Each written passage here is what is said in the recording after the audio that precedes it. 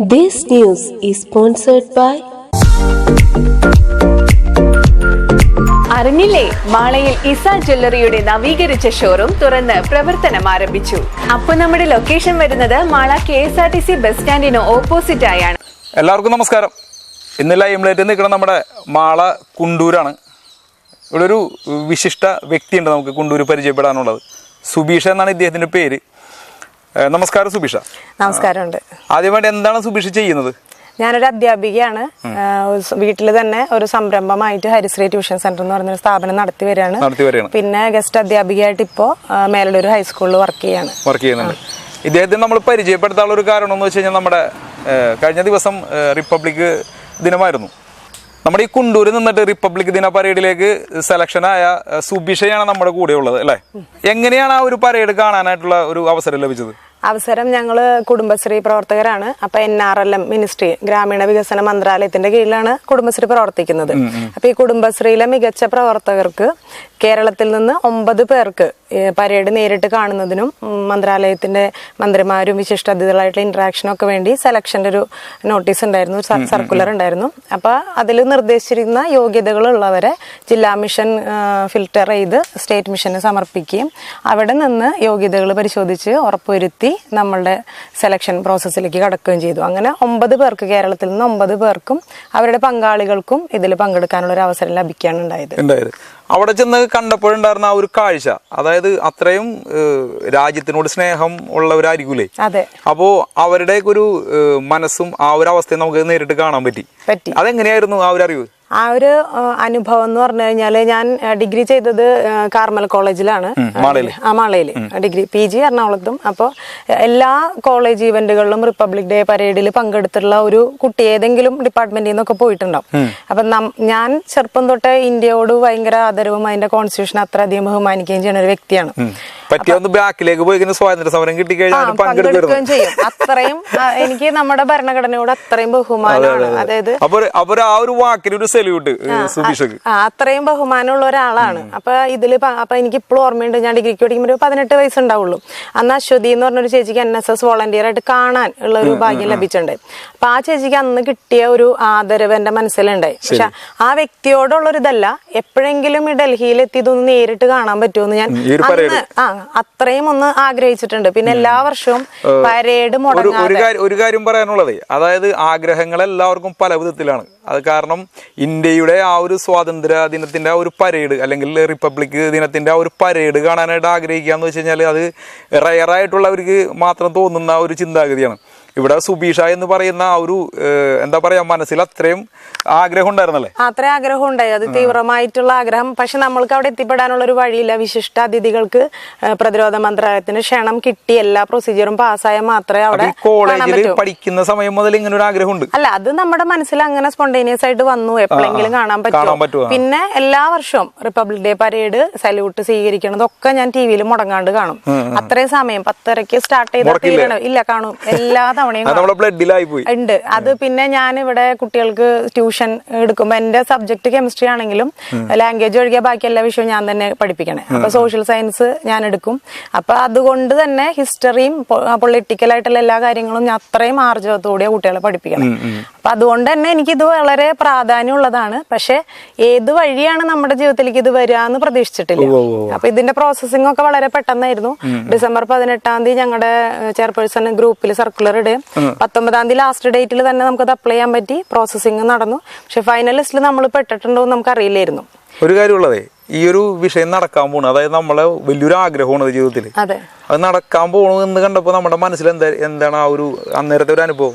അത് ഈ ഏത് നിമിഷവും നമ്മൾ ഫൈനൽ ലിസ്റ്റിൽ നിന്ന് പുറത്താവുന്ന ഒരു പ്രോസസ്സിംഗ് ആണ് നടന്നുകൊണ്ടിരിക്കുന്നത്. അതായത് പോലീസ് വെരിഫിക്കേഷൻ സെൻട്രൽ മിനിസ്ട്രിയുടെ ഉണ്ട്, സ്റ്റേറ്റ് മിനിസ്ട്രിയുടെ ഉണ്ട്. എല്ലാ ഘട്ടവും നമ്മൾ പാസ്സാവണം. ഇവര് നിർദ്ദേശിച്ച ക്രൈറ്റീരിയാസ് ഉണ്ടാവുകയും വേണം.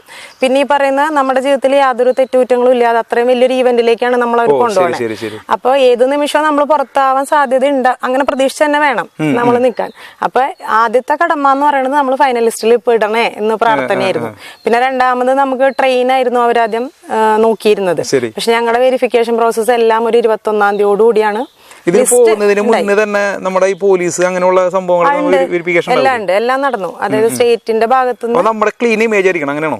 ക്ലീൻ ഇമേജ് എന്ന് വെച്ചാൽ നമ്മള് അത്രയും വിശിഷ്ടാതിഥികൾ വരുന്ന ഒരു ഈവന്റിലേക്കാണ് നമ്മൾ പോണത്.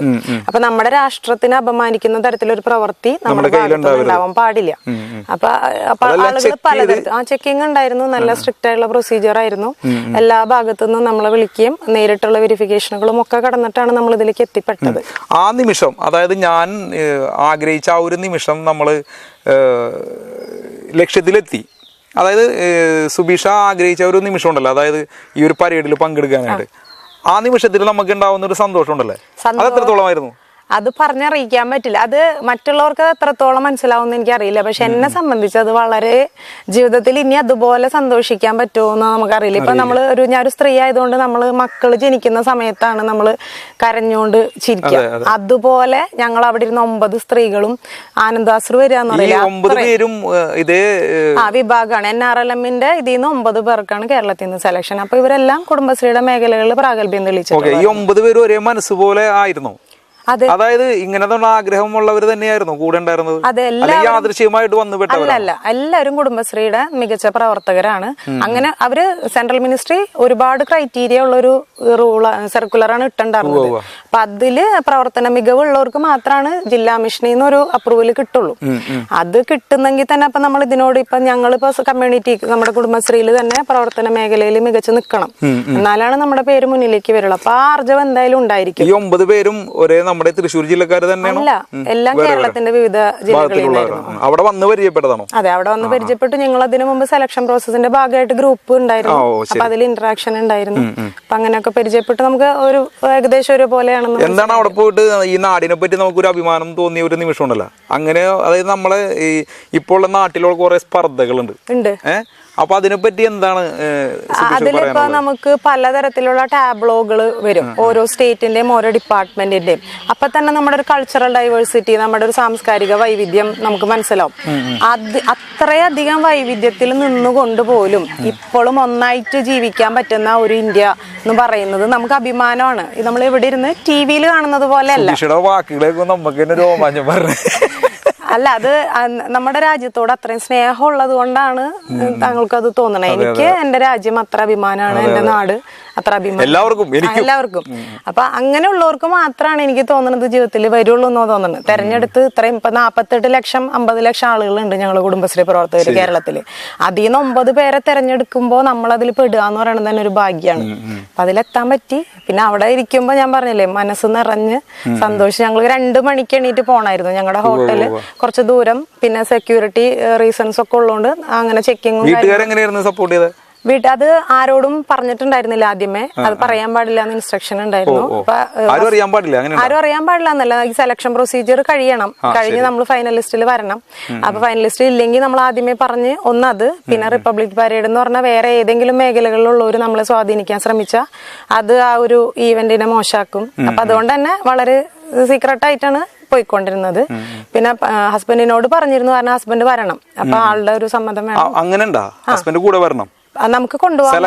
അതായത് കുടുംബശ്രീ പ്രവർത്തനം എന്ന് പറഞ്ഞു കഴിഞ്ഞാൽ ഇല്ല, കയറാം. രണ്ടുപേർക്കും കയറാൻ പറ്റും. നമ്മൾക്ക് ഗാലറിയിൽ ഇരുന്ന് പ്രധാനമന്ത്രി അപ്പുറത്തിരിക്കുന്നു, നമ്മൾ ഇപ്പുറത്തിരിക്കുന്നു. നമുക്ക് കാണാം കർത്തവ്യ പദ്ധതിയിൽ നടക്കുന്ന എല്ലാ അദ്ദേഹത്തോടൊപ്പം നമുക്ക് ഇത് കാണാം. രാഷ്ട്രപതി സല്യൂട്ട് സ്വീകരിക്കുന്നു, നമ്മൾ അതിഥികളായിട്ട് നമ്മൾ ഇപ്പുറത്തിരിക്കുന്നു.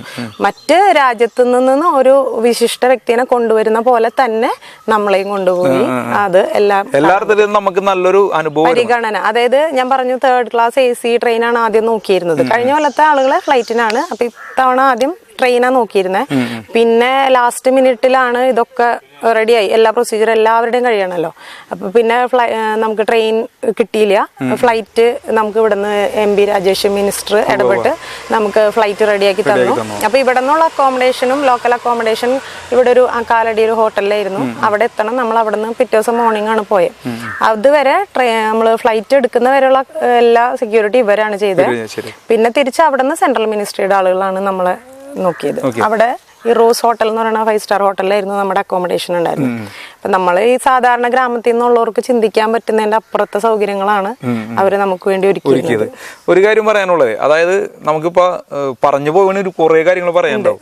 അവസാനമായിട്ട് സുബീഷിനോട് ചോദിക്കാനുള്ളത്, അതായത് നമ്മളുടെ ആഗ്രഹങ്ങൾ നമ്മളുടെ ഉള്ളിലുള്ളതാണ്, പക്ഷെ ഇത് നടക്കണമെങ്കിൽ നമ്മുടെ ബാക്കിൽ കുറച്ച് സപ്പോർട്ട് വേണം. ഉറപ്പായിട്ട് അതില്ലാതെ നമുക്ക് മുമ്പിലേക്ക് പോകാൻ പറ്റില്ലേ? അങ്ങനെ കുറച്ച് പേരുണ്ടാവൂലേ നമുക്ക് സപ്പോർട്ട്? ഇപ്പൊ ഈ കുടുംബശ്രീ യാത്രയിൽ ഇപ്പൊ എനിക്ക് പേരെടുത്ത് പറയേണ്ടത്, ഒന്ന് എന്റെ ഒരു ബന്ധു കൂടിയാണ് രമണി എന്ന് പറഞ്ഞ ഒരു എന്റെ ചേച്ചിയാണ് എന്നെ കുടുംബശ്രീയിലേക്ക് കൊണ്ടുവരുന്നത്. അതായത് നമ്മള് പലതരത്തിലുള്ള പ്രശ്നങ്ങളിൽ പ്രധാനപ്പെട്ട ഒരു പ്രശ്നമാണ് സാമ്പത്തിക പ്രശ്നം. അപ്പൊ വെള്ളപ്പൊക്കത്തിന്റെ ആ സമയത്ത് ഞങ്ങൾ കുറച്ച് ഭയങ്കരമായ ക്രൈസിസിലൊക്കെ നിൽക്കുന്ന സമയത്ത് ചേച്ചി പറഞ്ഞിട്ടാണ് അൽഫോൻസ എന്ന് പറഞ്ഞ ഒരു മെമ്പർ അവരുടെ കുടുംബശ്രീയിലേക്ക്, ചൈത്രം എന്നാണ് എന്റെ കുടുംബശ്രീയുടെ പേര്, ഞങ്ങൾക്ക് അനുമതി തരണേ. പിന്നീട് അതിനുശേഷം ഞാൻ ADS വരികയും ADSന്റെ സെക്രട്ടറി ആയിട്ട് ഞങ്ങളുടെ വാർഡിൽ 9ാം വാർഡിൽ പ്രവർത്തിക്കുകയൊക്കെ ചെയ്യാണ്. അത് കൂടാതെ ഇപ്പൊ ഈ യാത്രയിലേക്ക് എനിക്ക് ഏറ്റവും നന്ദി അറിയിക്കാനുള്ളത് എന്റെ കുടുംബശ്രീയുടെ കുഴൂർ കുടുംബശ്രീയുടെ ചെയർപേഴ്സൺ ശ്രീമതി ബിജി സാജുവിനാണ്. ആളും അതുപോലെ അക്കൗണ്ടന്റും, അവർ രണ്ടുപേരും ചേർന്നാണ് ഇതിന്റെ ഫസ്റ്റ് ലെവൽ പ്രൊസീജിയർ എനിക്ക് കംപ്ലീറ്റ് ചെയ്ത് തന്നത്. അപ്പൊ അവരോടുള്ള നന്ദി, ഈ പറഞ്ഞ ആളുകളോടുള്ള നന്ദി ഞാൻ ഹൃദയത്തിൽ നിന്ന് അറിയിക്കുകയാണ് ഈ ഒരു അവസരത്തിൽ. എന്താണ് ഇനി ഒരു ആഗ്രഹം? ഇനി ഒരാഗ്രഹം എൻ്റെ ഒരു ജോലിയായിരിക്കും പ്രധാനപ്പെട്ട ഒരു ആഗ്രഹം. പക്ഷെ നമ്മൾ ഏത് മേഖലയിലായിരുന്നു എന്നുള്ളത് ആഗ്രഹം ഇതായിരുന്നു അല്ല, ഇത് എൻ്റെ ഒരു നടക്കുമോ, സാധിക്കുമോ, എൻ്റെ ജീവിതത്തിലേക്ക് വരുമോ എന്നുള്ളൊരു കാര്യമായിരുന്നു. ഇതൊരു ആഗ്രഹം എന്നുള്ളതല്ല. എൻ്റെ അച്ഛനും അമ്മയും വളരെ മോശം സാഹചര്യത്തിൽ നിന്നിട്ട് എൻ്റെ ബ്രദറിനെ ഒക്കെ പഠിപ്പിച്ച്, അതായത് അത്രയും മോശം സാഹചര്യത്തിൽ നിന്ന് ഞങ്ങളെ MSc B.Ed ഒരു 10-11 വർഷം മുമ്പ് പഠിപ്പിക്കാന്ന് പറഞ്ഞാൽ, നല്ല പൈസ മുടക്കി പഠിപ്പിക്കാന്ന് പറഞ്ഞാൽ MSc വരെ എൻ്റെ അച്ഛനും അമ്മയാണ് പഠിപ്പിച്ചത്. അപ്പോൾ ആ ശേഷം ഭർത്താവാണ് B.Ed വിട്ടത്. അപ്പോൾ ആ ഒരു സാഹചര്യത്തിൽ നിന്ന് പഠിപ്പിച്ച് വിദ്യാഭ്യാസം കൊണ്ട് അവർക്ക് അഭിമാനിക്കുന്ന ഒരു മേഖലയിലേക്ക് എത്തി അവർക്ക് എൻ്റെ മകളാണ് അല്ലെങ്കിൽ എൻ്റെ ഭാര്യയാണെന്ന് അഭിമാനത്തോടെ പറയാൻ പറ്റുന്ന ഒരു നിലയിലേക്ക് ഉയരണം. പിന്നെ ഏത് മേഖലയിലായാലും അവിടെ സത്യസന്ധമായിട്ട് പ്രവർത്തിക്കാൻ പറ്റണം.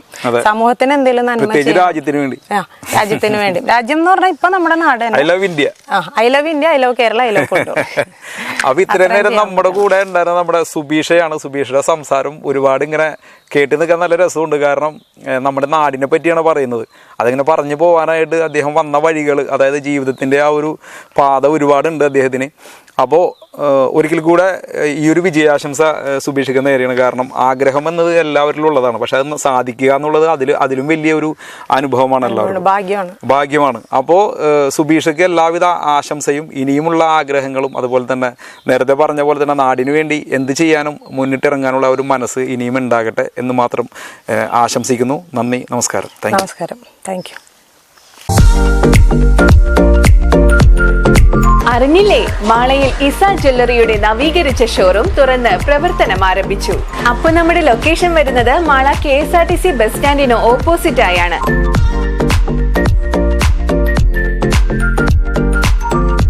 ലൈറ്റ് വെയ്റ്റ് ആഭരണങ്ങളുടെ വിപുലമായ കളക്ഷൻസ്,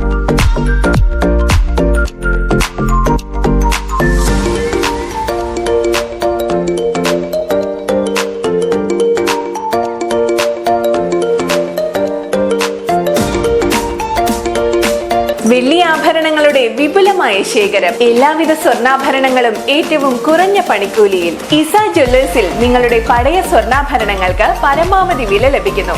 മാത്രമല്ല, പണയത്തിലിരിക്കുന്ന സ്വർണ്ണാഭരണങ്ങൾ പരമാവധി വിലക്കെടുത്ത് വിൽക്കാൻ സഹായിക്കുന്നു.